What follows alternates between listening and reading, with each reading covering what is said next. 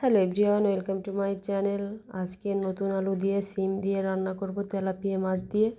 চলুন রেসিপিটা শেয়ার করি। প্রথমে লবণ হলুদ মাখিয়ে নিয়েছিলাম মাছে, এখন কড়া করে ভেজে নিচ্ছি। দেখেন, আমি আগে থেকে লবণ হলুদ মাখিয়ে নিয়েছিলাম, শুধু ভেজে নিলেই হবে।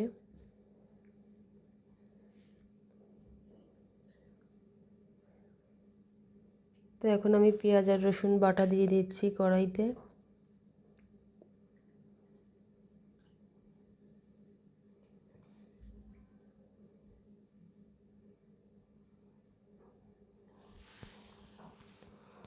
আমি আরও কিছু তেল দিয়ে দিলাম, দিয়ে দিচ্ছি ধনিয়ার গুঁড়া, শুকনো মরিচের গুঁড়া, 4টা কাঁচামরিচ দিয়ে দিলাম, দিয়ে দিচ্ছি হলুদের গুঁড়া, স্বাদ মতো লবণ দিয়ে দিলাম। একটু নাড়াচাড়া করে মশলাটাকে একটু ভেজে নিব। মশলাটা আমার ভাজা হয়ে গেছে, এখন সবজিগুলো দিয়ে দিব। এভাবে রান্না করলে খেতে গেলাম খুবই দারুণ হয়। তো এখন আমি একটা ঢাকনা দিয়ে ঢেকে দিব। সবজিটা আমার কষানো হয়ে গেছে, এখন গরম পানি অ্যাড করে দিচ্ছি।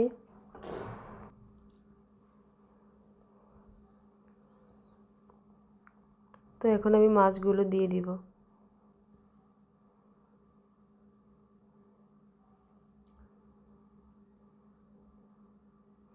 1 চামচ ভাজা জিরের গুঁড়ো দিয়ে দিচ্ছি। সব শেষে দিয়ে দেব ধনিয়ার পাতা, দিয়ে দিচ্ছি ধনিয়ার পাতা।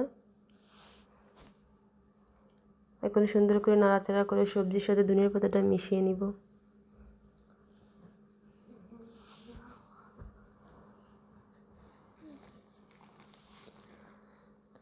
তো আমার রান্না শেষ, এখন একটা বাটিতে নামিয়ে নিয়েছি। দেখতেই পাচ্ছেন সিমগুলো আসলে সব সিদ্ধ হয়ে গলে গেছে।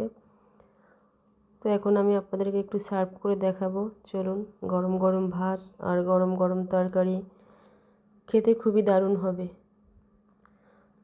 বিসমিল্লাহির রহমানির রহিম। সেই মজা! কি স্বাদ! শীতের সময় সব কিছু গরমটা খেতেই খুবই ভালো লাগে। তো ভিডিওটি ভালো লাগলে আমার চ্যানেলটিকে অবশ্যই সাবস্ক্রাইব করবেন। ধন্যবাদ।